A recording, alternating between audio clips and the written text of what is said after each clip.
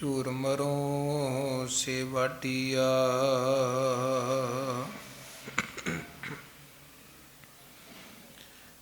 ਹਉ ਨਾ ਛੋਡੋਂ ਕੰਤ ਪਾਸਰਾ।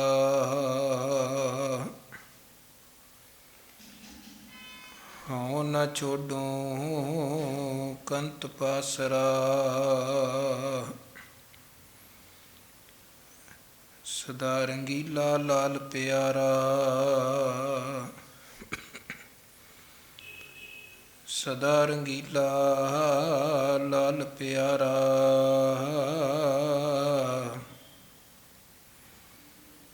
ਇਹੋ ਮਹਿੰਜਾ ਆਸਰਾ।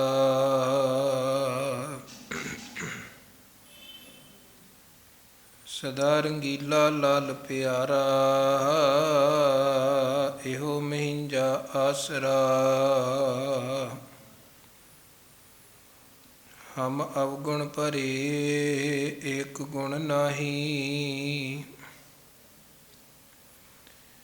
ਅੰਮ੍ਰਿਤ ਛਾਡ ਬਿਖੈ ਬਿਖ ਖਾਹੀ। ਮਾਇਆ ਮੋਹ ਭਰਮ ਪੈ ਭੂਲੇ। ਸੁਤ ਦਾਰਾ ਸਿਉ ਪ੍ਰੀਤ ਲਗਾਈ। ਇਕ ਉਤਮ ਪੰਥ ਸੁਣਿਓ ਗੁਰ ਸੰਗਤ। ਤਹਿ ਮਿਲੰਤ ਜਮ ਤਰਾਸ ਮਿਟਾਈ।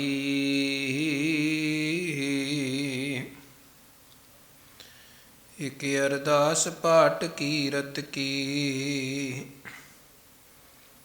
ਗੁਰੂ ਰਾਮਦਾਸ ਰਾਖੋ ਸਰਨਾਈ। ਇਕ ਅਰਦਾਸ ਪਾਟ ਕੀਰਤ ਕੀ। ਗੁਰੂ ਰਾਮਦਾਸ ਰਾਖੋ ਸਰਨਾਈ। ਜੇ ਸਤਿਗੁਰ ਸਿਮਰੰਤ ਨੈਣ ਕੇ ਤਿਮਰ ਮਿਟੈ ਖਿਨ। ਜੇ ਸਤਿਗੁਰ ਸਿਮਰੰਤ ਹਿਰਦੈ ਹਰਿ ਨਾਮ ਦਿਨੋ ਦਿਨ। ਜੇ ਸਤਿਗੁਰ ਸਿਮਰੰਤ ਜੀ ਕੀ ਤਪਤ ਮਿਟਾਵੈ। ਜੇ ਸਤਿਗੁਰ ਸਿਮਰੰਤ ਰਿੱਧ ਸਿੱਧ ਨਵ ਨਿਤ ਪਾਵੈ। ਸੋਈ ਰਾਮਦਾਸ ਗੁਰੂ ਬਲ ਭਣ। ਮਿਲ ਸੰਗਤ ਧਨ ਧਨ ਕਰੋ। ਜੇ ਸਤਿਗੁਰ ਲਗ ਪ੍ਰਭ ਪਾਈਐ। ਸੋ ਸਤਿਗੁਰ ਸਿਮਰੋ ਨਰੋ। ਸੋਈ ਰਾਮਦਾਸ ਗੁਰੂ ਬਲ ਭਣ। ਮਿਲ ਸੰਗਤ ਧਨ ਧਨ ਕਰੋ। ਜੇ ਸਤਿਗੁਰ ਲਗ ਪ੍ਰਭ ਪਾਈਐ। ਸੋ ਸਤਿਗੁਰ ਸਿਮਰੋ ਨਰੋ। ਤੇਰੇ ਕਵਨ ਕਵਨ ਗੁਣ ਕਹਿ ਕਹਿ ਗਾਵਾਂ। ਤੂੰ ਸਾਹਿਬ ਗੁਣੀ ਨਿਧਾਨਾ। ਤੁਮਰੀ ਮਹਿਮਾ ਬਰਨ ਨਾ ਸਾਕੂੰ। ਤੂੰ ਠਾਕੁਰ ਊਚ ਭਗਵਾਨਾ। ਤੁਮਰੀ ਮਹਿਮਾ ਬਰਨ ਨਾ ਸਾਕੂੰ। ਤੂੰ ਠਾਕੁਰ ਊਚ ਭਗਵਾਨਾ।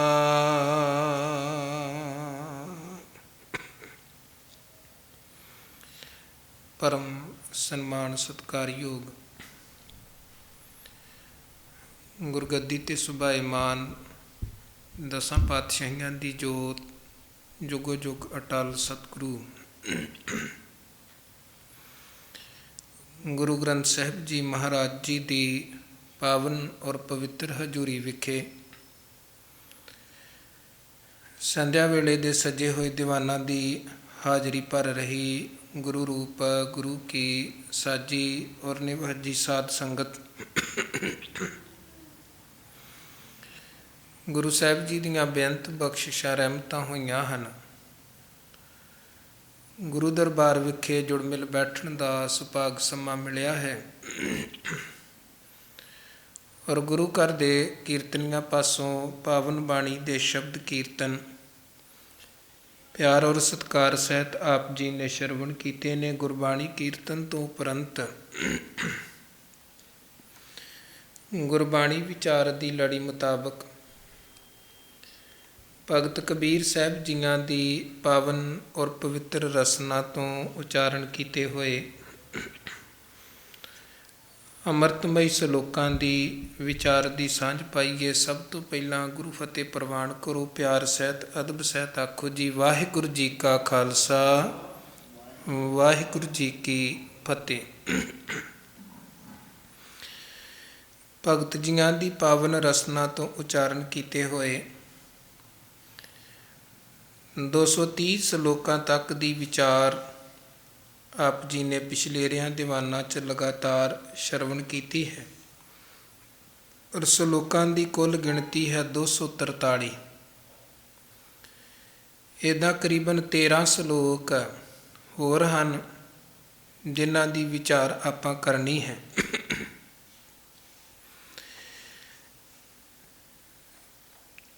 ਧੰਨ ਭਗਤ ਕਬੀਰ ਸਾਹਿਬ ਜੀ ਨੇ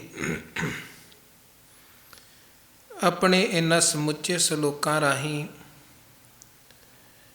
ਸਾਨੂੰ ਉੱਚੀ ਸੁੱਚੀ ਨਿਰਮਲ ਜੀਵਨ ਜੁਗਤ ਦਾ ਗਿਆਨ ਬਖਸ਼ਿਆ ਹੈ। ਸਰੀਰਕ ਪੱਧਰ ਦੇ ਉਪਦੇਸ਼ ਵੀ ਦਿੱਤੇ ਗਏ ਨੇ ਔਰ ਮਾਨਸਿਕ ਪੱਧਰ ਦੇ ਉਪਦੇਸ਼ ਵੀ ਹਨ। ਸਮਾਜਿਕ ਪੱਧਰ ਦੇ ਉਪਦੇਸ਼ ਵੀ ਹਨ। ਕਿਵੇਂ ਸਾਡੀ ਜੀਵਨ ਦੀ ਜੁਗਤ ਜੀਵਨ ਜਿਉਣ ਦਾ ਤਰੀਕਾ ਬਹੁਤ ਸੋਹਣਾ ਬਹੁਤ ਸੁਚੱਜਾ ਬਣੇ, ਸਾਡੀ ਰਹਿਣੀ ਬਹਿਣੀ ਕਹਿਣੀ ਕਿੱਦਾਂ ਦੀ ਹੋਏ, ਇਹ ਸਾਰੀਆਂ ਵਿਚਾਰਾਂ ਪੜਾਅ ਦਰ ਪੜਾਅ ਲੜੀਵਾਰ ਕਬੀਰ ਸਾਹਿਬ ਜੀ ਨੇ ਸਾਡੀ ਝੋਲੀ 'ਚ ਪਾਈਆਂ ਹਨ। 230 ਸਲੋਕਾਂ ਤੱਕ ਦੀ ਵਿਚਾਰ ਆਪ ਜੀ ਨੇ ਸ਼ਰਵਣ ਕੀਤੀ ਹੈ। ਅੱਜ ਦੇ 231 ਨੰਬਰ ਸਲੋਕ ਅੰਦਰ ਭਗਤ ਕਬੀਰ ਸਾਹਿਬ ਜੀ ਜ਼ਿਕਰ ਕਰਦੇ ਹਨ, ਕਬੀਰ ਸਾਧੂ ਸੰਗ ਪ੍ਰਾਪਤੀ ਲਿਖਿਆ ਹੋਏ ਲਿਲਾਟ। ਇਹ ਮਨੁੱਖਾ ਜੀਵਨ ਸਫਲ ਕਿੱਦਾਂ ਹੋ ਸਕਦਾ ਹੈ, ਨਾਮ ਧਨ ਦੀ ਦਾਤ ਜੀਵ ਦੀ ਝੋਲੀ 'ਚ ਕਿੱਦਾਂ ਪੈ ਸਕਦੀ ਹੈ, ਇਹਦਾ ਕਬੀਰ ਸਾਹਿਬ ਜੀ ਤਰੀਕਾ ਦੱਸਦੇ ਨੇ ਕਿ ਇੱਕ ਤੇ ਗੁਰ ਸੰਗਤ ਤੇ ਦੂਜੇ ਨੰਬਰ ਤੇ ਚੰਗੇ ਭਾਗ।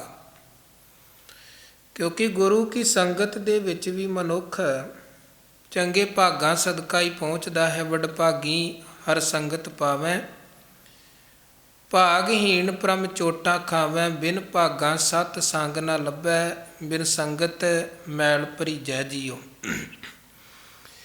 ਮਾੜੇ ਭਾਗਾਂ ਕਰਕੇ ਮਨੁੱਖ ਗੁਰੂ ਤੋਂ ਦੂਰ ਰਹਿੰਦਾ ਹੈ, ਵਿਛੜਿਆ ਰਹਿੰਦਾ ਹੈ, ਟੁੱਟਿਆ ਰਹਿੰਦਾ ਹੈ। ਬਿਨ ਕਰਮਾਂ ਸੱਚਾ ਸਤਿਗੁਰ ਨਾ ਮਿਲੈ, ਘਰ ਬੈਠਿਆਂ ਨਿਕਟ ਨਿਤ ਪਾਸ। ਇਕੱਲੀ ਸਰੀਰਕ ਨੇੜਤਾ ਦੀ ਗੱਲ ਗੁਰਮਤਿ ਨੇ ਗੁਰਬਾਣੀ ਨੇ ਨਹੀਂ ਕਹੀ, ਬਲਕਿ ਮਨ ਦੀ ਨੇੜਤਾ ਦੀ ਗੱਲ ਕੀਤੀ ਗਈ ਹੈ ਕਿ ਅਸਲੀ ਸੰਗਤ ਤੇ ਉਹ ਹੈ ਜਿੱਥੇ ਮਨ ਮਿਲ ਗਿਆ, ਜਿੱਥੇ ਮਨ ਜੁੜ ਗਿਆ। ਮਿਲੈ ਮਿਲਿਆ ਨਾ ਮਿਲੈ, ਮਿਲਾ ਮਿਲਿਆ ਜੇ ਹੋਏ, ਅੰਤਰ ਆਤਮੈ ਜੋ ਮਿਲੈ, ਮਿਲਿਆ ਕਹੀਐ ਸੋਏ। ਪ੍ਰੀਥੀ ਚੰਦ ਵਰਗੇ, ਧੀਰਮਲ ਵਰਗੇ ਹੈਨ ਤੇ ਗੁਰੂ ਕੇ ਪਰਿਵਾਰ ਦੇ ਵਿੱਚੋਂ ਹੀ ਬਹੁਤ ਨੇੜੇ ਵੀ ਗੁਰੂ ਕੇ ਰਹਿੰਦੇ ਰਹੇ, ਪਰ ਅਸਲ 'ਚ ਗੁਰੂ ਨੂੰ ਮਿਲ ਨਹੀਂ ਸਕੇ, ਗੁਰੂ 'ਚ ਮਿਲ ਨਹੀਂ ਸਕੇ। ਮਾੜੇ ਭਾਗ ਕਹਿ ਲਈਏ, ਮਾੜੇ ਕਰਮ ਕਹਿ ਲਈਏ। ਸੋ ਮਹਾਰਾਜ ਕਹਿੰਦੇ ਚੰਗੇ ਭਾਗਾਂ ਸਦਕਾ ਗੁਰਸੰਗਤ ਦੀ ਦਾਤ ਮਿਲਦੀ ਹੈ ਔਰ ਜਿਵੇਂ ਜਿਵੇਂ ਮਨੁੱਖ ਆਪਣੇ ਕਰਮਾਂ 'ਚ ਸੁਧਾਰ ਕਰਦਾ ਜਾਂਦਾ ਹੈ, ਤਿਵੇਂ ਤਿਵੇਂ ਬੰਦਾ ਫਿਰ ਗੁਰੂ ਦੇ ਪਰਮੇਸ਼ਰ ਦੇ ਨੇੜੇ ਆਉਂਦਾ ਜਾਂਦਾ ਹੈ। ਈਵਨ ਜਦੋਂ ਗੁਰੂ ਸਾਹਿਬ ਦੀ ਬਾਣੀ ਪੜ੍ਹੀਏ ਤੇ ਮਹਾਰਾਜ ਨੇ ਧਨ ਦੀ ਵੀ ਜਿੱਥੇ ਗੱਲ ਕੀਤੀ ਹੈ ਨਾ, ਉੱਥੇ ਵੀ ਇਹ ਗੱਲ ਸਤਿਗੁਰੂ ਨੇ ਨਾਲ ਕਹੀ ਹੈ। ਬਚਨ ਆਪਾਂ ਪੜ੍ਹਦੇ ਹਾਂ ਨਾ, ਮਾਇਆ ਮਨੋ ਨਾ ਵਿਸਰੈ, ਮੰਗੈ ਦਮਾ ਦਮ। ਹਰ ਮਨੁੱਖ ਅਮੀਰ ਹੈ, ਗਰੀਬ ਹੈ, ਹਰ ਇੱਕ ਦੇ ਮਨ ਅੰਦਰ ਮਾਇਆ ਦੀ ਸੋਚ ਹੈ, ਮਾਇਆ ਦੀ ਚਿੰਤਨ ਹੈ, ਮਾਇਆ ਦੀ ਚਾਹਤ ਹੈ।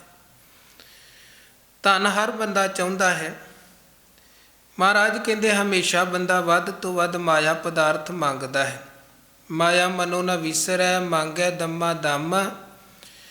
ਪਰ ਕਈ ਵਾਰ ਅੰਦਰ ਦੀ ਚਾਹਤ ਤੇ ਹੁੰਦੀ ਹੈ, ਪਰ ਬਾਹਰ ਪ੍ਰੈਕਟੀਕਲ ਰੂਪ ਦੇ ਵਿੱਚ ਉਹ ਖਵਾਇਸ਼ਾਂ, ਇੱਛਾਵਾਂ ਪੂਰਤੀ ਨਹੀਂ ਹੁੰਦੀ ਹੈ। ਉਹਦਾ ਫਿਰ ਸਤਿਗੁਰੂ ਨੇ ਇੱਥੇ ਇੱਕ ਰੀਜ਼ਨ, ਇੱਕ ਕਾਰਨ ਦੱਸਿਆ ਹੈ। ਸੋ ਪ੍ਰਭ ਚਿਤ ਨ ਆਵਈ, ਨਾਨਕ ਨਹੀਂ ਕਰਮ। ਦੋ ਗੱਲਾਂ, ਇੱਕ ਤੇ ਰੱਬ ਚੇਤੇ ਨਹੀਂ ਹੈ, ਦੂਜੇ ਨੰਬਰ ਤੇ ਕਰਮ ਚੰਗੇ ਨਹੀਂ ਹਨ। ਕਰਮ ਮਤਲਬ ਭਾਗ ਚੰਗੇ ਨਹੀਂ ਹਨ, ਜਾਂ ਕਰਮ ਦਾ ਮਤਲਬ ਬੰਦਾ ਉਸ ਪੱਧਰ ਦੇ ਕਰਮ ਨਹੀਂ ਕਰ ਰਿਹਾ ਹੈ ਕਿ ਉਹ ਪ੍ਰਾਪਤੀ ਹੋ ਸਕੇ। ਇੱਕ ਤੇ ਗੱਲ ਹੈ ਭਾਗਾਂ ਦੀ, ਪਰ ਕਰਮ ਬਾਣੀ ਅੰਦਰ ਇੱਕ ਦੂਜੇ ਕੰਮ ਕਿਰਤ ਵਿਰਤ ਕਾਰ ਵਿਹਾਰ ਦੇ ਰੂਪ ਦੇ ਵਿੱਚ ਵੀ ਇਹ ਆਇਆ ਹੈ ਸ਼ਬਦ। ਹੁਣ ਇਕੱਲਾ ਬੰਦਾ ਬੈਠਾ ਸੋਚਦਾ ਰਵੇ ਕਿ ਧਨ ਪਦਾਰਥ ਵਸਤੂਆਂ ਮੇਰੇ ਕੋਲ ਆਉਣ, ਪਰ ਉਦਮ ਕੋਈ ਨਾ ਕਰੇ, ਤੇ ਮਹਾਰਾਜ ਕਹਿੰਦੇ ਫਿਰ ਨਾਨਕ ਨਹੀਂ ਕਰਮ। ਹੁਣ ਉਹਦੇ ਕਰਮ ਹੀ ਨਹੀਂ ਹਨ ਉਸ ਪੱਧਰ ਦੇ, ਉਹਨੂੰ ਪ੍ਰਾਪਤੀ ਕਿੱਦਾਂ ਹੋ ਸਕਦੀ ਹੈ? ਜੇ ਉਦਮ ਕਰੇਗਾ, ਮਾਲਕ ਦੀ ਭੈ ਭਾਵਨੀ ਮਨ 'ਚ ਰੱਖ ਕੇ ਚੱਲੇਗਾ, ਰੱਬ ਨੂੰ ਧਿਆਵੇਗਾ, ਕਿਰਤ ਵਿਰਤ ਕਰੇਗਾ, ਤੇ ਸਫਲਤਾ ਵੀ ਮਿਲੇਗੀ, ਤੇ ਧਨ ਵਸਤੂਆਂ ਵੀ ਮਿਲਣਗੀਆਂ, ਗੁਰੂ ਦੀ ਵਾਹਿਗੁਰੂ ਦੀ ਨੇੜਤਾ ਵੀ ਮਿਲੇਗੀ। ਤੇ ਮਹਾਰਾਜ ਕਹਿੰਦੇ ਸੋ ਪ੍ਰਭ ਚਿਤ ਨ ਆਵਈ, ਨਾਨਕ ਨਹੀਂ ਕਰਮ। ਤੇ ਉਹ ਨਾ ਰੱਬ ਚੇਤੇ ਨਾ ਕਰਮ ਉਸ ਪੱਧਰ ਦੇ, ਤੇ ਫਿਰ ਉਹ ਮਨ ਅੰਦਰ ਤੇ ਬੜੀ ਚਾਹਨਾ ਮੰਗੈ ਦਮਾ ਦਮ, ਪਰ ਉਹ ਖਵਾਇਸ਼ਾਂ ਪੂਰੀਆਂ ਨਹੀਂ ਹੋ ਰਹੀਆਂ ਹਨ, ਖਵਾਇਸ਼ਾਂ ਦੀ ਪੂਰਤੀ ਨਹੀਂ ਹੋ ਰਹੀ। ਸੋ ਪ੍ਰਭ ਚਿਤ ਨ ਆਵਈ, ਨਾਨਕ ਨਹੀਂ ਕਰਮ। ਅੱਗੇ ਫਿਰ ਮਹਾਰਾਜ ਕਹਿੰਦੇ ਤਿਚਰ ਮੂਲ ਨਾ ਥੁੜੀਂਦੋ, ਜਿਚਰ ਆਪ ਕਿਰਪਾਲ। ਸ਼ਬਦ ਅਖੁੱਟ ਬਾਬਾ ਨਾਨਕਾ, ਖਾਹੇ ਖਰਚ ਧਨ ਮਾਲ।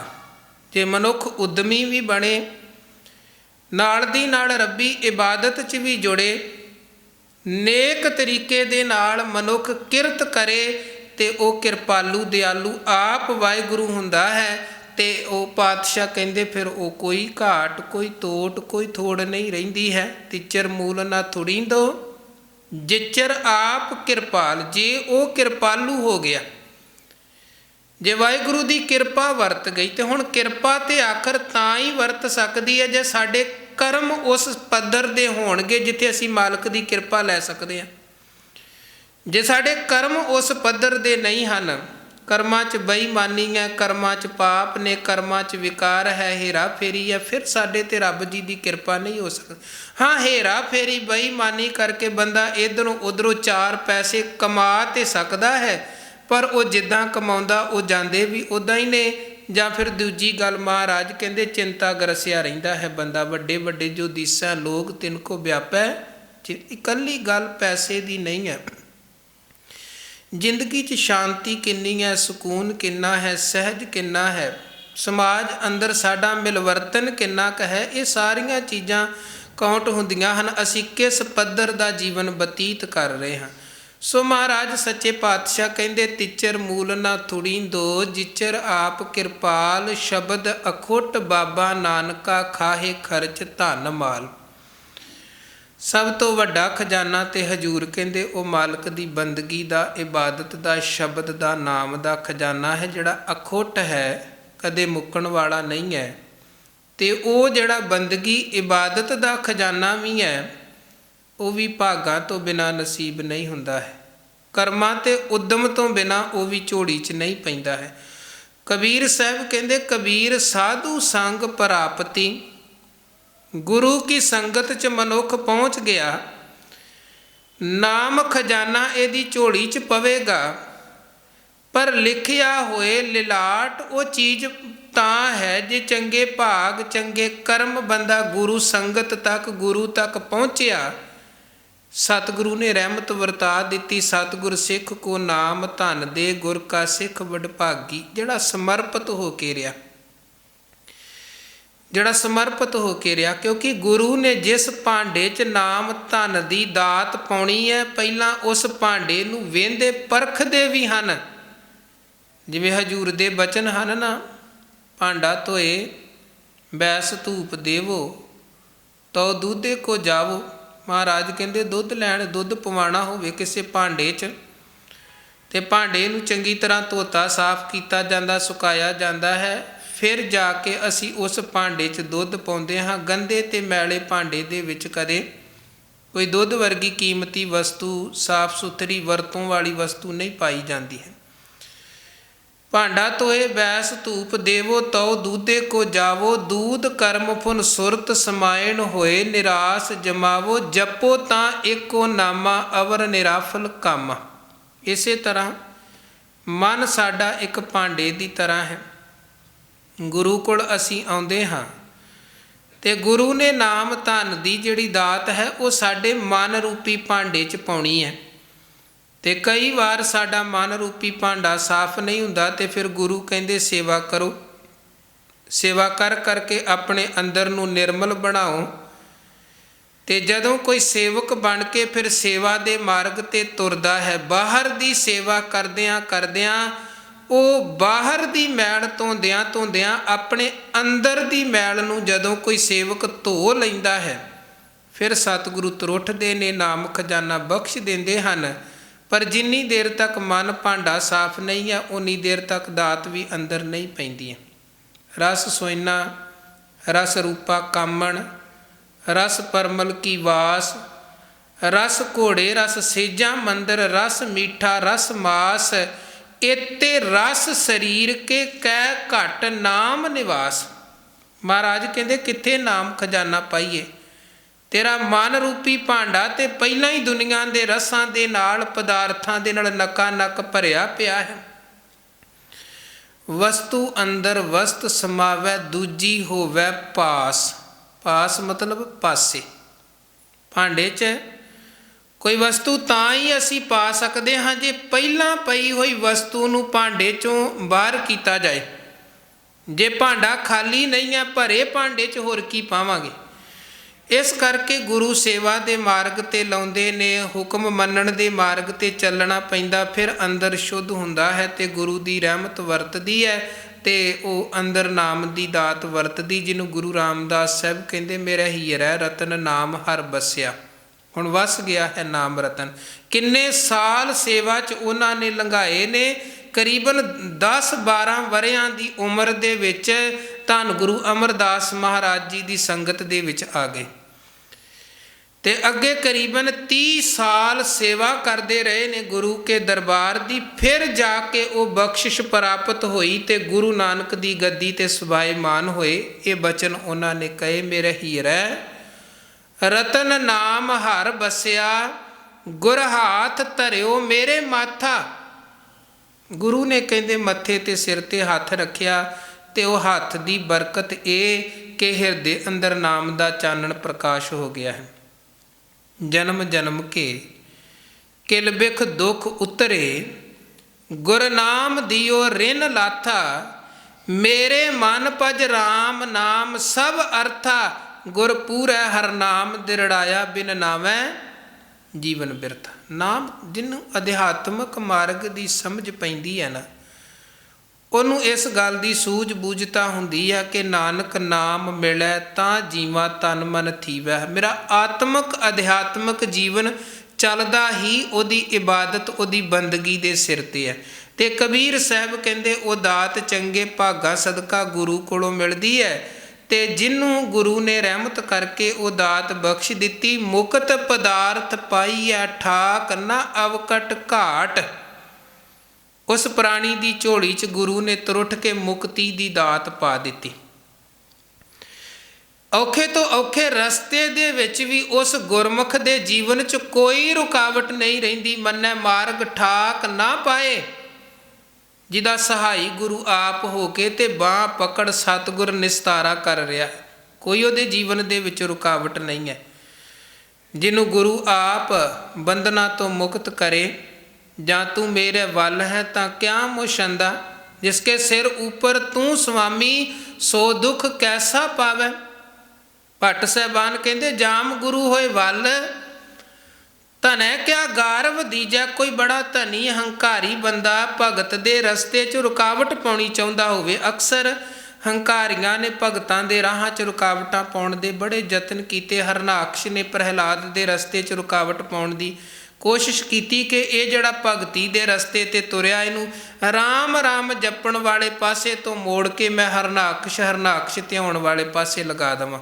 ਜੇ ਨਹੀਂ ਲੱਗਦਾ ਬੇਸ਼ੱਕ ਪੁੱਤ ਹੈ ਪਰ ਜਾਨੋਂ ਮੁਕਾ ਦੇਵੋ, ਤਾਂ ਕਿ ਇਹਨੂੰ ਵੇਖ ਕੇ ਕੋਈ ਹੋਰ ਮੇਰੇ ਤੋਂ ਬਾਗੀ ਨਾ ਹੋਵੇ, ਇਹਨੂੰ ਵੇਖ ਕੇ ਕੋਈ ਹੋਰ ਰਾਮ ਰਾਮ ਨਾ ਕਰੇ। ਉਹ ਫਿਰ ਭਾਵੇਂ ਪਿਤਾ ਹੈ ਪਰ ਹੰਕਾਰ ਬੜਾ ਹੈ, ਆਪਣੇ ਪੁੱਤਰ ਨੂੰ ਕੁਚਲਣ ਤੇ ਲੱਗ ਗਿਆ ਹੈ, ਪੁੱਤਰ ਨੂੰ ਖਤਮ ਕਰਨ ਤੇ ਉਤਰ ਆਇਆ। ਪਰ ਪੁੱਤਰ ਸੀ ਪਰਮਾਤਮਾ ਦਾ ਭਗਤ, ਭਗਤੀ ਦੇ ਰੰਗ ਦੇ ਵਿੱਚ ਰੰਗਿਆ ਹੋਇਆ।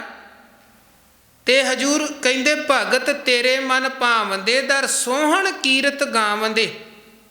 ਹੁਣ ਵੇਖੋ ਜੀਵ ਤੇ ਸਾਰੇ ਹੀ ਰੱਬ ਦੇ ਪੈਦਾ ਕੀਤੇ ਹੋਏ ਨੇ, ਪਰ ਜਦੋਂ ਆਪਾਂ ਬਾਣੀ ਨੂੰ ਬੜੇ ਗਹਿਰੇ ਪੱਧਰ 'ਤੇ ਪੜ੍ਹਦੇ ਹਾਂ ਤੇ ਕੁਝ ਗੱਲਾਂ ਸਤਿਗੁਰੂ ਜੀ ਨੇ ਬੜੀਆਂ ਸਾਡੀ ਸੋਚ ਤੋਂ ਵੱਖਰੀਆਂ ਕਹੀਆਂ ਹਨ। ਉਹ ਮਹਾਰਾਜ ਕਹਿੰਦੇ ਸਭ ਜੀ ਤੇਰੇ ਦਿਆਲਾ। ਇਹ ਮੇਰੇ ਦਾਤਾ ਜੀ ਸਾਰੇ ਹੀ ਤੇਰੇ ਨੇ ਤੇ ਸਾਰੇ ਜੀਵਾਂ ਦੀ ਪਾਲਣਾ ਤੁਸੀਂ ਹੀ ਕਰ ਰਹੇ ਹੋ। ਤੁਮ ਦਾਤੇ ਠਾਕੁਰ ਪ੍ਰਤਪਾਲਕ। ਪਾਲਣਾ ਸਭ ਦੀ ਕਰਦਾ ਹੈ ਪਰ ਭਗਤਾਂ ਦੀ ਉਚੇਚੀ ਪਾਲਣਾ ਕਰ ਰਿਹਾ ਹੈ।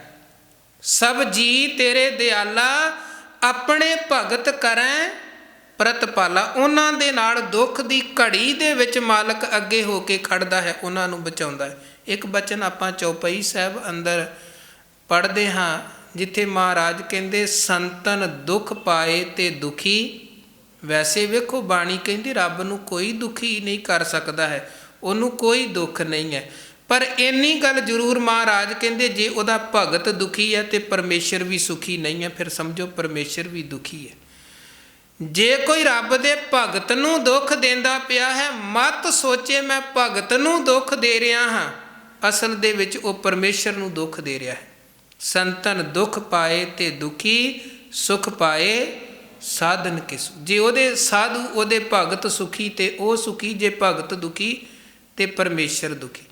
ਤੇ ਹੁਣ ਜਦੋਂ ਕੋਈ ਫਿਰ ਪਰਮੇਸ਼ਰ ਦੇ ਭਗਤ ਦੇ ਜੀਵਨ 'ਚ ਕੋਈ ਰੁਕਾਵਟ ਪਾਉਣ ਦੀ ਕੋਸ਼ਿਸ਼ ਕਰੇ, ਫਿਰ ਉੱਥੇ ਮਾਲਕ ਆਪ ਅੱਗੇ ਹੋ ਕੇ ਖਲੋਂਦਾ ਹੈ। ਹਰ ਜੁਗ ਜੁਗ ਭਗਤ ਉਪਾਇਆ ਪੈਜ ਰੱਖਦਾ ਆਇਆ। ਰਾਮ ਰਾਜੇ ਹਰਨਾਕਸ਼ ਦੁਸ਼ਟ ਹਰ ਮਾਰਿਆ ਪ੍ਰਹਿਲਾਦ ਤਰਾਇਆ। ਹੰਕਾਰੀਆਂ ਨੇ ਨਿੰਦਕਾਂ ਨੇ ਭਗਤ ਨਾਮਦੇਵ ਸਾਹਿਬ ਦੇ ਨਾਲ ਜਦੋਂ ਧੱਕਾ ਕਰਨ ਦੀ ਕੋਸ਼ਿਸ਼ ਕੀਤੀ, ਮਾਲਕ ਆਪ ਬੌੜਿਆ ਤੇ ਭਗਤ ਦੀ ਇੰਨੀ ਵਡਿਆਈ ਪ੍ਰਗਟ ਕਰ ਦਿੱਤੀ ਕਿ ਹੁਣ ਜਿਉਂ ਜਿਉਂ ਨਾਮਾ ਹਰ ਗੁਣ ਉਚਰੈ ਭਗਤ ਜਨਾ ਕੋ ਦੇਹੁਰਾ ਫਿਰੈ। ਉਹ ਕਹਿੰਦੇ ਨੇ ਅਸੀਂ ਨਾਮਦੇਵ ਨੂੰ ਮੰਦਰ 'ਚ ਦਾਖਲ ਨਹੀਂ ਹੋਣ ਦੇਣਾ।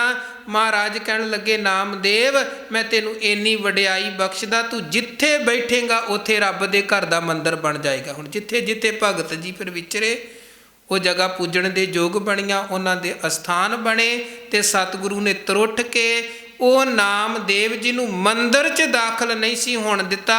ਹਰ ਮੰਦਰ ਦੇ ਵਿੱਚ ਬਿਠਾ ਕੇ ਤੇ ਨਾਮਦੇਵ ਦਾ ਰੁਤਬਾ ਕੁੱਲ ਦੁਨੀਆ 'ਚ ਪ੍ਰਗਟ ਕਰ ਦਿੱਤਾ।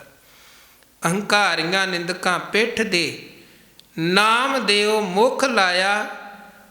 ਮਹਾਰਾਜ ਕਹਿੰਦੇ ਇਹ ਹੈ ਉਸ ਅਕਾਲ ਪੁਰਖ ਵਾਹਿਗੁਰੂ ਦੀ ਵਡਿਆਈ। ਤੇ ਜੇ ਉਹ ਮਾਲਕ ਵੱਲ ਹੈ, ਗੁਰੂ ਵੱਲ ਹੈ, ਸਾਈਂ ਵੱਲ ਹੈ, ਫਿਰ ਕੋਈ ਵਾਲ ਵੀ ਵਿੰਗਾ ਨਹੀਂ ਕਰ ਸਕਦਾ। ਜਾਮ ਗੁਰੂ ਹੋਏ ਵੱਲ ਤਨੈ ਕਿਆ ਗਾਰਵ ਦੀਜੈ। ਜਾਮ ਗੁਰੂ ਹੋਏ ਵੱਲ ਲੱਖ ਬਾਹੇ ਕਿਆ ਕੀਜੈ। ਕਿਸੇ ਦੇ ਵਿਰੋਧ 'ਚ ਲੱਖਾਂ ਬਾਹਾਂ ਵੀ ਹੋਣ, ਭਾਵ ਲੱਖਾਂ ਲੋਕ ਵੀ ਕਿਸੇ ਦੇ ਵਿਰੋਧ 'ਚ ਖੜੇ ਹੋਣ, ਪਰ ਜੇ ਉਹ ਮਾਲਕ ਦੇ ਨਾਲ ਜੁੜਿਆ ਤੇ ਜੇ ਮਾਲਕ ਉਸ ਸੇਵਕ ਦੇ ਵੱਲ ਹੈ, ਫਿਰ ਲੱਖਾਂ ਦੁਸ਼ਮਣ ਲੱਖਾਂ ਵਿਰੋਧ 'ਚ ਖੜੀਆਂ ਬਾਹਾਂ ਵੀ ਉਹਦਾ ਕੁਝ ਨਹੀਂ ਜੇ ਵਿਗਾੜ ਸਕਦੀਆਂ। ਲੱਖ ਬਾਹੇ ਕਿਆ ਕੀਜੈ। ਜਾਮ ਗੁਰੂ ਹੋਏ ਵੱਲ ਗਿਆਨ ਅਰ ਧਿਆਨ ਅਨਿਨ ਪਰ।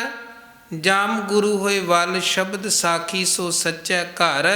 ਜੋ ਗੁਰੂ ਗੁਰੂ ਅਹਨਿਸ ਜਪੈ, ਦਾਸ ਭੱਟ ਬੇਨਤ ਕਹੈ, ਜੋ ਗੁਰੂ ਨਾਮ ਰਿਦ ਮੈਂ ਧਰੈ, ਸੋ ਜਨਮ ਮਰਨ ਦੋਹੂੰ ਥਰੈ। ਉਹ ਫਿਰ ਜੰਮਣ ਮਰਨ ਦੇ ਗੇੜ ਤੋਂ ਮੁਕਤ ਹੈ।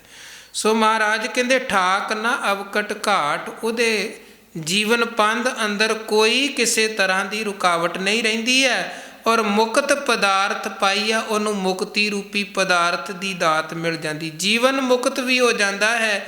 ਔਰ ਹਰ ਤਰ੍ਹਾਂ ਦੇ ਬੰਧਨਾਂ ਤੋਂ, ਲੋਕ ਪਰਲੋਕ ਦੇ ਬੰਧਨਾਂ ਜਮਾ ਤੋਂ ਉਹਨੂੰ ਮੁਕਤੀ ਹੈ। ਪ੍ਰਭ ਕੀ ਆਗਿਆ ਆਤਮ ਹਿਤਾਵੈ, ਜੀਵਨ ਮੁਕਤ ਸੋ ਕਹਾਵੈ। ਤੈਸਾ ਹਰਕ ਤੈਸਾ ਉਸ ਸੋਗ, ਸਦਾ ਆਨੰਦ ਤੈ ਨਾਹੀ ਵਿਯੋਗ। ਤੈਸਾ ਸਵਰਨ ਤੈਸੀ ਉਸ ਮਾਟੀ, ਤੈਸਾ ਅੰਮ੍ਰਿਤ ਤੈਸੀ ਬਿਖ ਖਾਟੀ। ਹੁਣ ਨਾ ਉਹਦਾ ਬਿਖ ਤੇ ਜ਼ਹਿਰ ਅਟਕਦਾ, ਧਿਆਨ ਅਟਕਦਾ, ਨਾ ਕੰਚਨ ਤੇ ਨਾ ਮਿੱਟੀ ਤੇ, ਭਾਵ ਹੁਣ ਕਿਸੇ ਤਰ੍ਹਾਂ ਦੀ ਰੁਕਾਵਟ ਹੀ ਨਹੀਂ ਰਹੀ।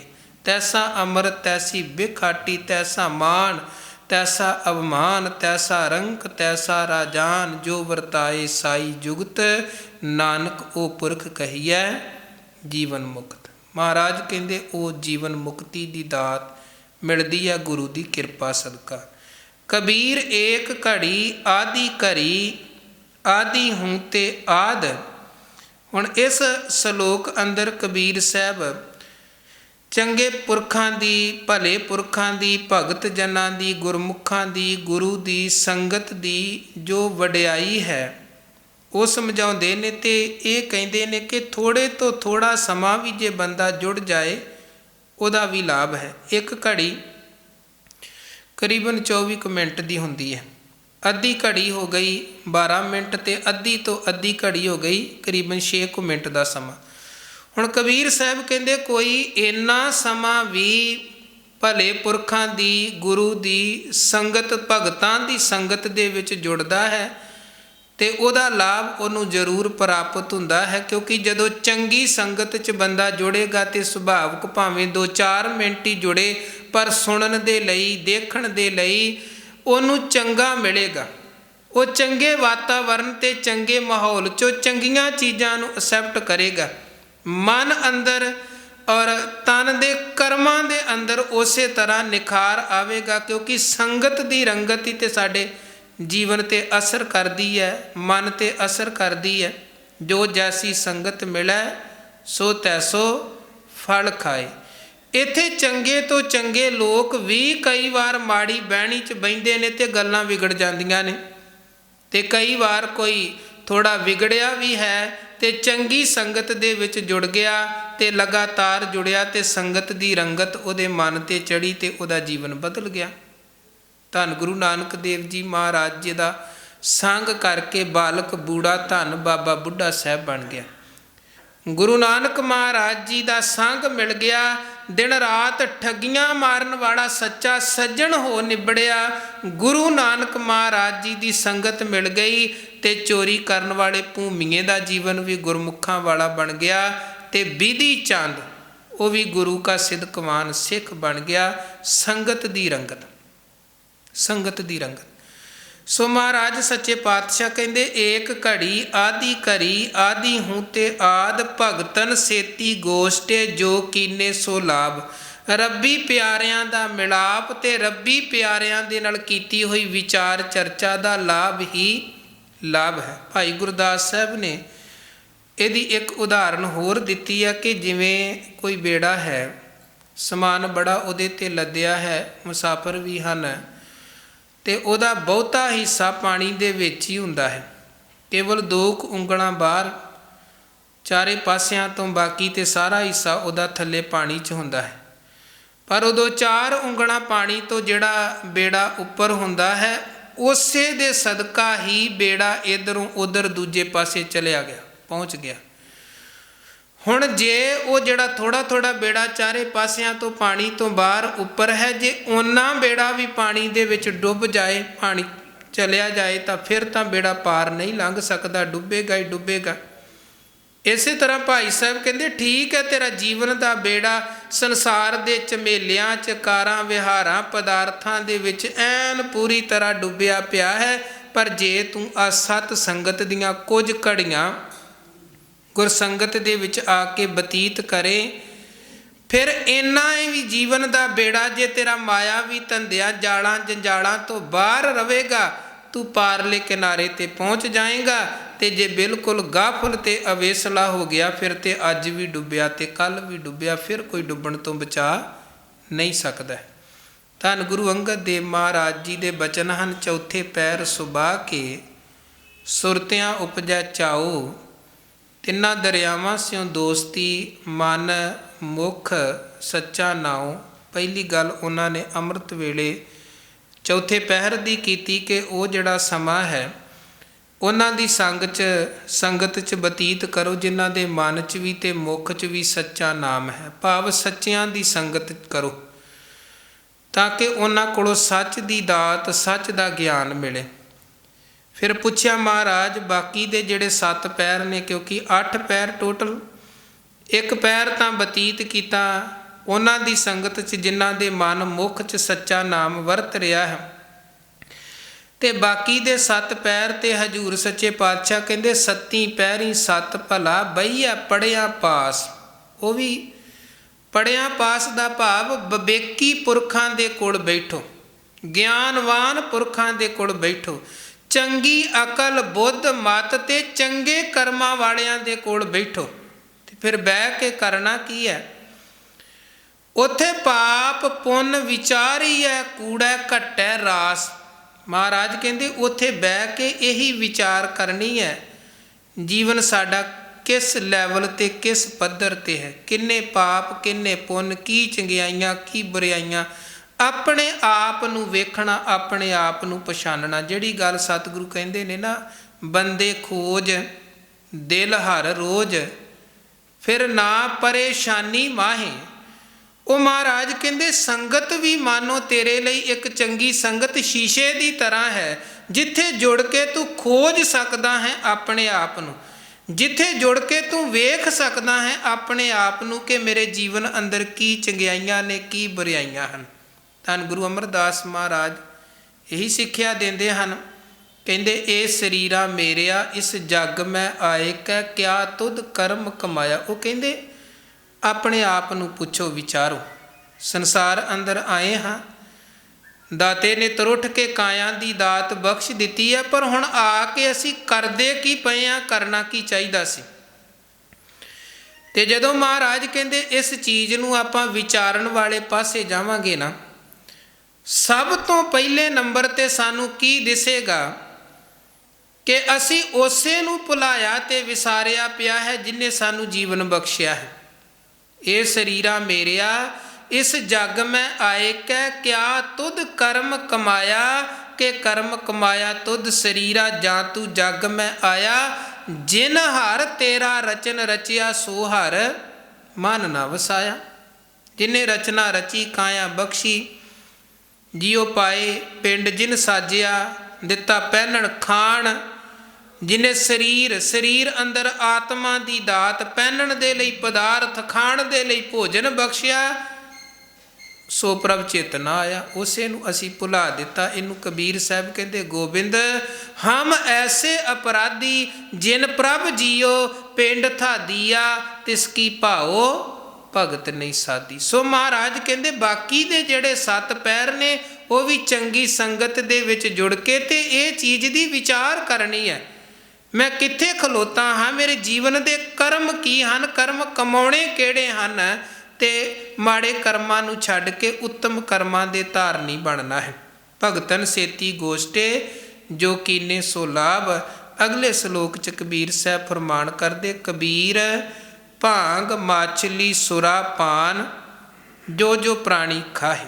ਹੁਣ ਇਸ ਸ਼ਲੋਕ ਰਾਹੀਂ ਕਬੀਰ ਸਾਹਿਬ ਜੀ ਕਹਿੰਦੇ ਵੇਖੋ ਬੰਦਾ ਕਰਦਾ ਕੀ ਹੈ, ਇੱਕ ਹੱਥ ਬੁਰਾਈਆਂ ਵੀ ਕਰੀ ਜਾਂਦਾ ਹੈ, ਦੂਜੇ ਹੱਥ ਮਿੱਥੇ ਹੋਏ ਧਰਮ ਕਰਮ ਵੀ ਕਰੀ ਜਾਂਦਾ ਹੈ,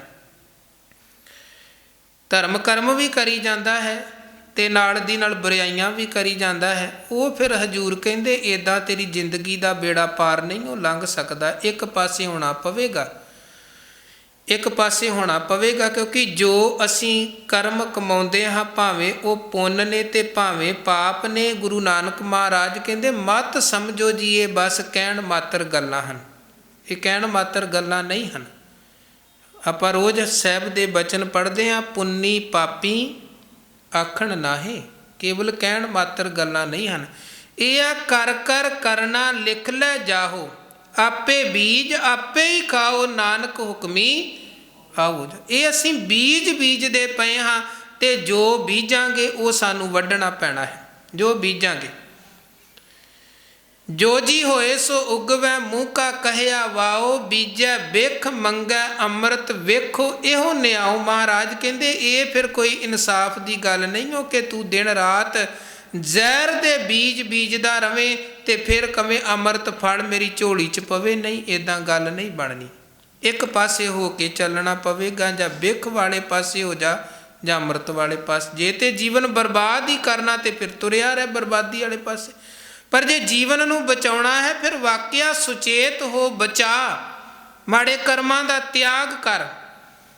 ਕਬੀਰ ਸਾਹਿਬ ਕਹਿੰਦੇ ਜਿਹੜੇ ਮਨੁੱਖ ਇੱਕ ਹੱਥ ਬੁਰਾਈਆਂ ਤੇ ਇੱਕ ਹੱਥ ਚੰਗਿਆਈਆਂ ਕਰਨ ਦਾ ਵਿਖਾਵਾ, ਅਸਲ ਦੇ ਵਿੱਚ ਕੀ ਹੁੰਦਾ ਹੈ, ਇੱਦਾਂ ਦਾ ਮਨੁੱਖ ਚਾਹੁੰਦਾ ਤੇ ਅੰਦਰ ਤੋਂ ਬੁਰਾਈਆਂ ਹੀ ਹੈ, ਚੰਗਿਆਈਆਂ ਤੇ ਕੇਵਲ ਇੱਕ ਵਿਖਾਵੇ ਮਾਤਰ ਕਰਦਾ ਹੈ ਕਿ ਮੇਰੇ ਪਰਦੇ ਢੱਕੇ ਜਾਣ। ਅਸਲ ਦੇ ਵਿੱਚ ਬਿਰਤੀ ਉਹਦੀ ਬੁਰਾਈ ਵਾਲੀ ਹੁੰਦੀ ਹੈ। ਤੇ ਕਬੀਰ ਜੀ ਕਹਿੰਦੇ ਜਿਹੜਾ ਬੰਦਾ ਨਸ਼ੇ ਕਰ ਰਿਹਾ ਹੈ, ਭੰਗ ਆਦਿਕ ਸੁਰਾਪਾਨ ਭਾਵ ਸ਼ਰਾਬ ਵੀ ਪੀਂਦਾ ਹੈ, ਹੋਰ ਮੱਛਲੀ ਮੀਟ ਮਾਸ ਆਦਿਕ ਸਭ ਦੀ ਵਰਤੋਂ ਕਰੀ ਜਾਂਦਾ ਹੈ, ਔਰ ਤੀਰਥ ਬਰਤ ਨੇਮ ਕੀਏ ਤੇ ਸਭੈ ਰਸਾਤਲ ਜਾਹੇ, ਨਸ਼ੇ ਕਰਕੇ ਹੋਰ ਮਾੜਾ ਖਾਣਾ ਖਾ ਕੇ ਮਾੜੇ ਭੋਗ ਭੋਗ ਕੇ ਮਾੜੇ ਕਰਮ ਜੇ ਬੰਦਾ ਕਰਦਾ ਹੈ, ਤੇ ਜਿੰਨੇ ਮਰਜੀ ਉਹ ਬੰਦਾ ਤੀਰਥ ਕਰੇ, ਵਰਤ ਨੇਮ ਕਰੇ, ਭਾਵ ਜਿੰਨੇ ਮਰਜੀ ਧਰਮ ਕਰਮ ਕਰੇ, ਉਹਦਾ ਕੀਤਾ ਹੋਇਆ ਕੋਈ ਧਰਮ ਕਰਮ ਕਿਸੇ ਵੀ ਤਰ੍ਹਾਂ ਕਬੂਲ ਨਹੀਂ ਜੇ ਪੈਂਦਾ। ਜਿਸ ਮਨੁੱਖ ਦੇ ਕਰਮ ਜੀਵਨ ਦਾ ਵਿਹਾਰ ਜਿਹਦਾ ਚੰਗਾ ਨਹੀਂ ਹੈ, ਨਸ਼ਿਆਂ ਦੇ ਵਿੱਚ ਜਿਹੜਾ ਬੰਦਾ ਗਰਕਿਆ ਪਿਆ ਹੈ, ਉਹਦੇ ਧਰਮ ਕਰਮ ਵੀ ਇੱਕ ਵਿਖਾਵਾ ਤੇ ਪਖੰਡ ਨੇ, ਤੇ ਮਾੜਾ ਖਾ ਕੇ ਮਾੜੇ ਭੋਗ ਭੋਗ ਕੇ ਉਹ ਜੀਵਨ ਬਰਬਾਦ ਕਰ ਰਿਹਾ। ਕਿਉਂਕਿ ਨਸ਼ਿਆਂ ਦੇ ਬਾਰੇ ਗੁਰਮਤਿ ਨੇ ਸਾਨੂੰ, ਸਤਿਗੁਰੂ ਨੇ ਬਾਣੀ ਰਾਹੀਂ ਵੀ, ਇਤਿਹਾਸ 'ਚੋਂ ਵੀ ਸਾਨੂੰ ਕਿੰਨੀਆਂ ਸੇਧਾਂ ਮਿਲਦੀਆਂ ਨੇ। ਧੰਨ ਗੁਰੂ ਅਮਰਦਾਸ ਮਹਾਰਾਜ ਜੀ ਦੇ ਬਚਨ ਹਨ, ਜਿਤ ਪੀਤੈ ਮਤ ਦੂਰ ਹੋਏ, ਬਰਲ ਪਵੈ ਵਿੱਚ ਆਏ, ਆਪਣਾ ਪਰਾਇਆ ਨਾ ਪਛਾਣਈ, ਖਸਮੋ ਧੱਕੈ ਖਾਏ, ਜਿਤ ਪੀਤੈ ਖਸਮ ਵਿਸਰੈ, ਦਰਗਾ ਮਿਲੈ ਸਜਾਏ, ਝੂਠਾ ਮਦ ਮੂਲ ਨਾ ਪੀਚਈ, ਜੇਕਾ ਪਾਰ ਵਸਾਏ। ਜਿਹੜੀ ਸ਼ਰਾਬ ਮਨੁੱਖ ਦੀ ਸੁੱਧ ਬੁੱਧ ਹੋਸ਼ ਹੀ ਖਤਮ ਕਰ ਦਿੰਦੀ ਹੈ। ਬੰਦਾ ਆਪਣਿਆਂ ਨੂੰ ਦੁਸ਼ਮਣ ਸਮਝਣ ਲੱਗ ਜਾਂਦਾ ਹੈ, ਧੀ ਭੈਣ ਦੇ ਫਰਕ ਦਾ ਪਤਾ ਨਹੀਂ ਰਹਿੰਦਾ ਹੈ। ਪਾਤਸ਼ਾਹ ਜੀ ਕਹਿੰਦੇ ਇੱਦਾਂ ਦੇ ਭੈੜੇ ਨਸ਼ੇ ਤੋਂ ਬਚ ਕੇ ਰਹਿਣਾ ਚਾਹੀਦਾ ਹੈ, ਨਹੀਂ ਤੇ ਲੋਕ ਪਰਲੋਕ ਦੇ ਧੱਕੇ ਪੈਂਦੇ ਨੇ। ਫਿਰ ਮਹਾਰਾਜ ਜੀ ਦੇ ਬਚਨ ਹਨ, ਪਾਨ ਸੁਪਾਰੀ ਖਾਤੀਆਂ, ਮੁਖ ਬੀੜੀਆਂ ਲਾਈਆਂ, ਹਰ ਹਰ ਕਦੇ ਨਾ ਚੇਤਿਓ, ਜਮ ਪਕੜ ਚਲਾਈਆਂ। ਜਿਹੜੇ ਬਸ ਆ ਦੂਜੇ ਤੀਜੇ ਹੋਰ ਨਸ਼ੇ ਖਾਣ 'ਚ ਲੱਗੇ, ਉਹ ਵੀ ਜਮਾਂ ਦੇ ਫਾਇਜ਼। ਰਹਿਤਨਾਮਿਆਂ 'ਚ ਬਿਲਕੁਲ ਸਪਸ਼ਟ ਗੱਲ ਸਾਨੂੰ ਸਤਿਗੁਰੂ ਨੇ ਕਹੀ ਹੈ, ਕੁੱਠਾ ਹੁੱਕਾ ਚਰਸ ਤਮਾਕੂ, ਗਾਂਜਾ ਟੋਪੀ ਤਾੜੀ ਖਾਕੂ, ਇਨਕੀ ਔਰ ਨਾ ਕਬਹੂ ਦੇਖੈ। ਖਾਣਾ ਭੋਗਣਾ ਤੇ ਬੜੀ ਦੂਰ ਦੀ ਗੱਲ, ਇਹ ਮਾੜੀਆਂ ਚੀਜ਼ਾਂ ਵਾਲੇ ਪਾਸੇ ਤੇ ਗੁਰੂ ਕੇ ਸਿੱਖ ਨੇ ਵੇਖਣਾ ਵੀ ਨਹੀਂ ਹੈ। ਇਨਕੀ ਔਰ ਨਾ ਕਬਹੂ ਦੇਖੈ, ਰਹਿਤਵੰਤ ਸੋ ਸਿੰਘ ਵਸੇਖੈ। ਉਹ ਅਸਲੀ ਗੁਰੂ ਕਾ ਰਹਿਣੀ ਬਹਿਣੀ ਕਹਿਣੀ ਵਾਲਾ ਸਿੱਖ, ਜਿਹੜਾ ਇਹਨਾਂ ਨਸ਼ਿਆਂ ਵਾਲੇ ਪਾਸੇ ਤੱਕਦਾ ਵੀ ਨਹੀਂ ਹੈ, ਵੇਂਦਾ ਵੀ ਨਹੀਂ ਹੈ। ਸੋ ਕਬੀਰ ਸਾਹਿਬ ਇਸ ਸ਼ਲੋਕ ਦੇ ਰਾਹੀਂ ਸਾਨੂੰ ਇਹ ਤਮਾਮ ਤਰ੍ਹਾਂ ਦੀਆਂ ਬੁਰਾਈਆਂ ਜੀਵਨ 'ਚੋਂ ਕੱਢਣ ਤੇ ਛੱਡਣ ਦਾ ਉਪਦੇਸ਼ ਬਖਸ਼ਦੇ ਹਨ। ਨੀਚੇ ਲੋਇਣ ਕਰ ਰਹੂੰ, ਲੈ ਸਾਜਨ ਘਟ ਮਾਹੇ। 234 ਨੰਬਰ ਸ਼ਲੋਕ ਹੈ, ਜਿਹਦੇ 'ਚ ਕਬੀਰ ਸਾਹਿਬ ਕਹਿੰਦੇ ਕਿ ਹੇ ਸਖੀ, ਉਹ ਜਿਹੜਾ ਸੱਜਣ ਪ੍ਰਮਾਤਮਾ ਹੈ, ਉਹਨੂੰ ਅਸੀਂ ਆਪਣੇ ਹਿਰਦੇ 'ਚ ਵਸਾਇਆ ਹੈ। ਲੋਕ ਸਾਨੂੰ ਬੜਾ ਕਹਿੰਦੇ ਹਨ, ਬੁਰਾਈਆਂ ਦੇ ਬੜੇ ਲਾਲਚ ਦਿੰਦੇ ਨੇ, ਮਾੜੀ ਸੰਗਤ ਵਾਲੇ ਬੜੇ ਆਪਣੇ ਵਾਲੇ ਪਾਸੇ ਖਿੱਚਣ ਦੀ ਕੋਸ਼ਿਸ਼ ਕਰਦੇ ਨੇ, ਪਰ ਹੁਣ ਕਹਿੰਦੇ ਅਸੀਂ ਉਹਨਾਂ ਵਾਲੇ ਪਾਸੇ ਤੇ ਅੱਖਾਂ ਨੀਵੀਆਂ ਹੀ ਕਰਕੇ ਰੱਖਦੇ, ਤੁਸੀਂ ਜਿੰਨਾ ਮਰਜ਼ੀ ਬੁਲਾਈ ਜਾਓ, ਅਸੀਂ ਮਾੜੇ ਖਾਣ ਮਾੜੇ ਭੋਗਣ ਮਾੜੇ ਪਹਿਨਣ ਵਾਲੇ ਪਾਸੇ ਨਹੀਂ ਜਾਣਾ ਹੈ। ਕਹਿੰਦੇ ਹੁਣ ਸੱਜਣ ਵਾਹਿਗੁਰੂ ਨੂੰ ਹਿਰਦੇ 'ਚ ਵਸਾਇਆ ਹੈ, ਬੁਰਾਈਆਂ ਵਾਲੇ ਪਾਸਿਓਂ ਅੱਖਾਂ ਨੀਵੀਆਂ ਕਰਕੇ ਤੇ ਅਸੀਂ ਚੰਗਿਆਈ ਦੇ ਮਾਰਗ 'ਤੇ ਚੱਲ ਰਹੇ ਹਾਂ। ਸਭ ਰਸ ਖੇਲੂ ਪੀ ਸਿਉ, ਕਿਸੀ ਲਖਾਵੋਂ ਨਾਹੇ। ਕਹਿੰਦੇ ਹਰ ਤਰ੍ਹਾਂ ਦੇ ਸੁੱਖ ਆਨੰਦ ਦੇ ਜਿਹੜੇ ਭੋਗ ਹਨ ਅਸੀਂ ਭੋਗਦੇ ਹਾਂ, ਪਰ ਆਪਣੇ ਮਾਲਕ ਦੇ ਨਾਲ ਜੁੜ ਕੇ, ਭਾਵ ਮਾਲਕ ਦੀ ਭੈ ਭਾਵਨੀ ਦੇ ਵਿੱਚ ਰਹਿ ਕੇ ਖਾਂਦੇ ਵੀ ਹਾਂ। ਪਰ ਕੀ ਖਾਣਾ ਹੈ? ਜੋ ਸਾਡੇ ਗੁਰੂ ਨੇ ਇੱਕ ਮਰਿਆਦਾ ਬਣਾਈ ਹੈ, ਉਸ ਮਰਿਆਦਾ 'ਚ ਰਹਿ ਕੇ ਪਹਿਨਦੇ ਵੀ ਹਾਂ, ਹਰ ਤਰ੍ਹਾਂ ਦੇ ਨਾਲ ਜੀਵਨ ਦਾ ਸੁੱਖ ਭੋਗ ਰਹੇ ਹਾਂ, ਪਰ ਇੱਕ ਮਰਿਆਦਾ 'ਚ ਰਹਿ ਕੇ। ਕਿਉਂਕਿ ਗੱਲ ਉਦੋਂ ਵਿਗੜਦੀ ਹੈ ਜਦੋਂ ਬੰਦਾ ਮਰਿਆਦਾ ਦੀਆਂ ਲਕੀਰਾਂ ਨੂੰ ਟੱਪਦਾ ਹੈ, ਤੇ ਫਿਰ ਗੁਰੂ ਕਹਿੰਦੇ ਨੇ ਇਹ ਪਸ਼ੂ ਬਿਰਤੀ ਹੈ। ਪਸ਼ੂਆ ਮਨੁੱਖਾ ਦੇ ਅੰਤਰ ਅੰਤਰ ਇਹ ਸ਼ਬਦ ਸੁਰਤ ਕੋ ਬਵੇਕ ਆ ਬਵੇਕ ਹੈ। ਭਾਈ ਗੁਰਦਾਸ ਸਾਹਿਬ ਕਹਿੰਦੇ ਪਸ਼ੂ ਤੇ ਬੰਦੇ 'ਚ ਫਰਕ ਕੀ ਹੈ? ਬੰਦਾ ਇੱਕ ਮਰਿਆਦਾ 'ਚ ਰਹਿ ਕੇ ਜੀਵਨ ਬਤੀਤ ਕਰ ਸਕਦਾ ਹੈ, ਪਸ਼ੂ ਆਪਣੇ ਆਪ ਦੇ ਵਿੱਚ ਕਿਸੇ ਮਰਿਆਦਾ 'ਚ। ਮਨੁੱਖ ਦੇ ਕੋਲ ਵਿਵੇਕਤਾ ਹੈ, ਖਾਣ ਦੀ, ਪਹਿਨਣ ਦੀ, ਹਰ ਚੀਜ਼ ਦੀ ਵਿਵੇਕਤਾ ਹੈ, ਵਾਹਿਗੁਰੂ ਨੇ ਬਖਸ਼ੀ ਹੈ, ਪਰ ਪਸ਼ੂ ਦੇ ਕੋਲ ਕੋਈ ਵਿਵੇਕਤਾ ਨਹੀਂ। ਇਸ ਕਰਕੇ ਜਿੱਥੇ ਬੰਦਾ ਵੀ ਉਜਾੜਾ ਪਾਉਣ ਲੱਗ ਜਾਏ, ਭਾਵੇਂ ਉਹ ਕਿਸੇ ਪੱਧਰ ਦਾ ਹੋਵੇ, ਸੰਸਾਰੀ ਤੌਰ 'ਤੇ ਕੋਈ ਧਾਰਮਿਕ ਆਗੂ ਹੈ, ਕੋਈ ਰਾਜਨੀਤਿਕ ਆਗੂ ਹੈ, ਕੋਈ ਸਮਾਜਿਕ ਆਗੂ ਹੈ, ਜੇ ਬੰਦਾ ਬੰਦਿਆਂ ਵਾਲੇ ਕੰਮ ਛੱਡ ਕੇ ਉਜਾੜਾ ਪਾਉਣ 'ਤੇ ਲੱਗਿਆ ਹੈ, ਤੇ ਫਿਰ ਗੁਰੂ ਕਹਿੰਦੇ ਇਹਨੂੰ ਮਤ ਕਹੋ ਕਿ ਇਹ ਉੱਚਾ ਹੈ, ਇਹ ਤੇ ਪਸ਼ੂ ਦੇ ਤੁਲ ਹੈ। ਮਹਾਰਾਜ ਨੂੰ ਕਹਿਣਾ ਹੀ ਪਿਆ, ਕਾਦੀ ਕੂੜ ਬੋਲ ਮਲ ਖਾਏ, ਬਾਹਮਣ ਨਾਵੈ ਜੀਆਂ ਘਾਏ, ਜੋਗੀ ਜੁਗਤ ਨਾ ਜਾਣੈ ਅੰਧ, ਤੀਨੇ ਉਜਾੜੇ ਕਾ ਬੰਦ। ਮਹਾਰਾਜ ਕਹਿੰਦੇ ਇਹਨਾਂ ਨੂੰ ਤੇ ਆਪ ਜੀਵਨ ਦੀ ਜੁਗਤ ਪਤਾ ਨਹੀਂ ਹੈ, ਤੇ ਜਿਹਨੂੰ ਆਪ ਜੀਵਨ ਦੀ ਜੁਗਤ ਦੀ ਸਮਝ ਨਹੀਂ, ਉਹ ਕਿਸੇ ਦੂਜੇ ਨੂੰ ਜੀਵਨ ਜਿਉਣਾ ਕਿੱਥੋਂ ਸਿਖਾਏਗਾ। ਇਸ ਕਰਕੇ ਮਤ ਸਮਝੋ ਕਿ ਇਹ ਮਨੁੱਖ ਹੈ, ਇਹ ਤੇ ਉਜਾੜੇ ਦਾ ਬੰਦ ਨੇ। ਕਰਤੂਤ ਪਸ਼ੂ ਕੀ, ਮਾਨਸ ਜਾਤ ਲੋਕ ਪਚਾਰਾ ਕਰੈ ਦਿਨ ਰਾਤ। ਸੋ ਕਬੀਰ ਸਾਹਿਬ ਜੀ ਕਹਿੰਦੇ ਜੀਵਨ ਦੇ ਜਿਹੜੇ ਸੁੱਖ ਹਨ, ਭਗਤ ਵੀ ਉਹ ਦੁਨੀਆ ਦੇ ਸੁੱਖ ਭੋਗਦੇ ਹਨ, ਪਰ ਉਹਨਾਂ ਨੂੰ ਪਤਾ ਹੈ ਕਿ ਮਰਿਆਦਾ ਕੀ ਹੈ। ਉਹ ਮਰਿਆਦਾ 'ਚ ਰਹਿ ਕੇ ਜੀਵਨ ਬਤੀਤ ਕਰਦੇ ਹਨ, ਸੰਜਮ ਦੇ ਵਿੱਚ ਰਹਿ ਕੇ। ਤੇ ਜਿਸ ਮਨੁੱਖ ਦਾ ਜੀਵਨ ਮਰਿਆਦਾ 'ਚ ਹੈ, ਸੰਜਮ 'ਚ ਹੈ, ਅਨੁਸ਼ਾਸਨ 'ਚ ਹੈ, ਰਹਿਤ ਦੇ ਇੱਕ ਬੰਧਨ ਦੇ ਵਿੱਚ ਜਿਹੜਾ ਰਹਿ ਕੇ ਜੀਵਨ ਬਤੀਤ ਕਰਦਾ ਹੈ, ਉਹਨੂੰ ਸਮਾਜ 'ਚੋਂ ਵੀ ਮਾਣ ਸਨਮਾਨ ਮਿਲਦਾ ਹੈ, ਉਹਨੂੰ ਗੁਰੂ ਕੋਲੋਂ ਵੀ ਗੁਰੂ ਦੀ ਖੁਸ਼ੀ ਮਿਲਦੀ ਆ। ਕਿਉਂਕਿ ਗੁਰੂ ਕਲਗੀਧਰ ਮਹਾਰਾਜ ਜੀ ਨੇ ਇਹ ਬਚਨ ਕਹੇ ਸਨ, ਰਹਿਤ ਪਿਆਰੀ ਮੁਝ ਕੋ ਸਿੱਖ ਪਿਆਰਾ ਨਾ। ਸਾਨੂੰ ਤੇ ਰਹਿਤ ਪਿਆਰੀ ਹੈ, ਤੇ ਰਹਿਣੀ ਰਹਿ ਸੋਈ ਸਿੱਖ ਮੇਰਾ। ਉੱਦਾਂ ਕੋਈ ਜਿਹੜਾ ਮਰਜ਼ੀ ਕਹੀ ਜਾਵੇ, ਇੱਥੇ ਲੋਕ ਹਰ ਕੋਈ ਭਾਵੇਂ ਉਹ ਸਾਰੀ ਦਿਹਾੜੀ ਬੋਤਲ ਨਾ ਛੱਡਦਾ ਹੋਵੇ, ਤੇ ਫਿਰ ਵੀ ਕਹਿੰਦਾ ਮੈਂ ਸਿੱਖ ਹਾਂ, ਬੁਰਾਈਆਂ ਕਰਦਾ ਮੈਂ ਸਿੱਖ ਹਾਂ। ਪਰ ਆਪਣੇ ਕਹਿਣ ਦੇ ਨਾਲ ਕੀ ਹੋਣਾ ਹੈ?